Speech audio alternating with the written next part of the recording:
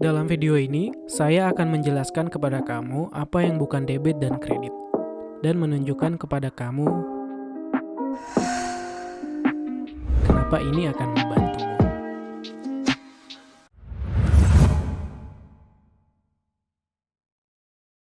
Hai teman-teman, saya Akuntan Milenial dan selamat datang kembali.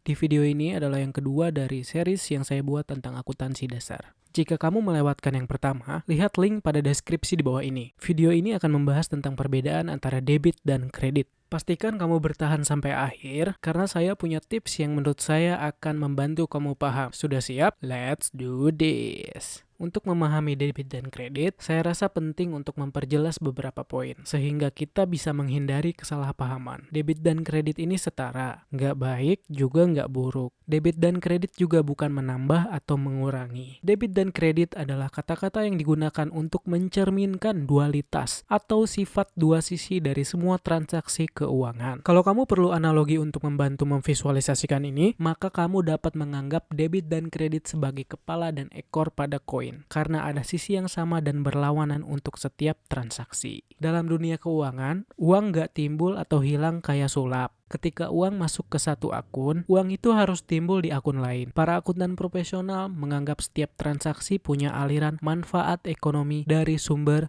ke tujuan.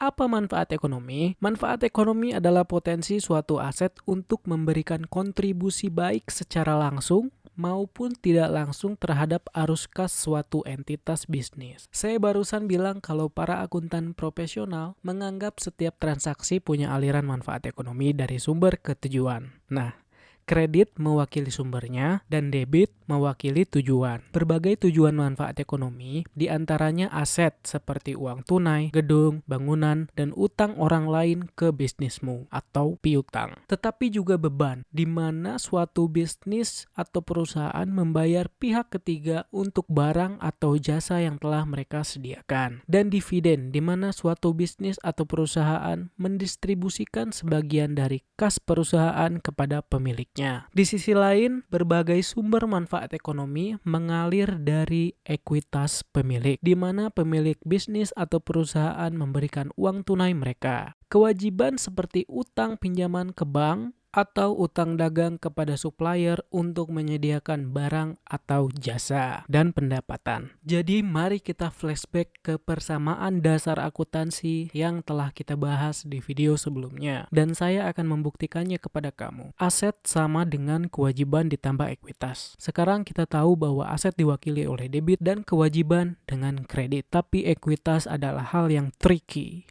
Untuk memahaminya dengan baik, kita harus membedah dari komponen-komponen penyusunnya. Sekarang, kita akan melakukan beberapa perhitungan matematika. Jangan takut, kita cuma melakukan perhitungan sederhana di sini. Jika matematika bukan keahlian kamu, mungkin kamu bisa ulang video ini beberapa kali, sehingga kamu dapat menangkap apa yang saya maksud. Tenang, you will be okay. Ekuitas sama dengan ekuitas pemilik ditambah saldo laba atau biasa disebut laba ditahan. Saya bilang di video sebelumnya kita anggap saldo laba sebagai laba atau profit untuk penggunaan di masa depan. Nah, laba terdiri dari pendapatan dikurangi beban. Jadi yuk kita ganti saldo laba dalam persamaan akuntansi kita dengan pendapatan dikurangi beban. Kita dapat ekuitas sama dengan ekuitas pemilik ditambah pendapatan dikurangi beban.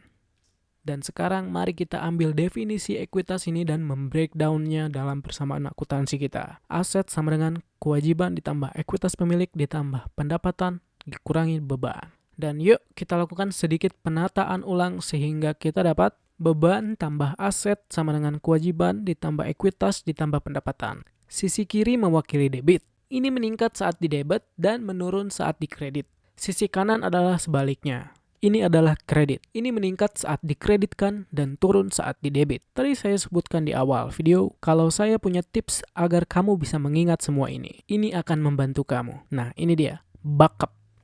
B-A-K-E-P. Backup. Kalau kamu suatu saat ragu, di sisi mana sih dari persamaan akuntansi terkait istilah-istilah ini, maka kamu hanya mengingat satu kata ini. Backup. Beban ditambah aset sama dengan kewajiban ditambah ekuitas pemilik tambah pendapatan. Oke. Saya rasa kita cukup banyak membahas di sini. Jadi mari kita rekap beberapa poin utama. Debit dan kredit adalah kata-kata yang digunakan untuk mencerminkan dualitas atau sifat dua sisi dari semua transaksi keuangan. Debit mewakili tujuan dari aliran manfaat ekonomi suatu transaksi. Kredit mewakili sumber dari aliran manfaat ekonomi suatu transaksi. Debit diantaranya adalah beban dan aset. Kredit diantaranya adalah kewajiban, ekuitas pemilik, dan pendapatan. Ini bisa dilihat melalui persamaan akuntansi yang telah di-breakdown seperti ini. Beban ditambah aset sama dengan kewajiban ditambah ekuitas pemilik ditambah pendapatan. Cara mudah untuk mengingat ini adalah backup. Terima kasih telah menonton video hari ini. Kalau ini berguna buat kamu, silakan klik tombol like. Kalau kamu tertarik untuk menonton lebih banyak, jangan lupa untuk pencet tombol subscribe. Itu saja untuk hari ini dan sampai jumpa lagi.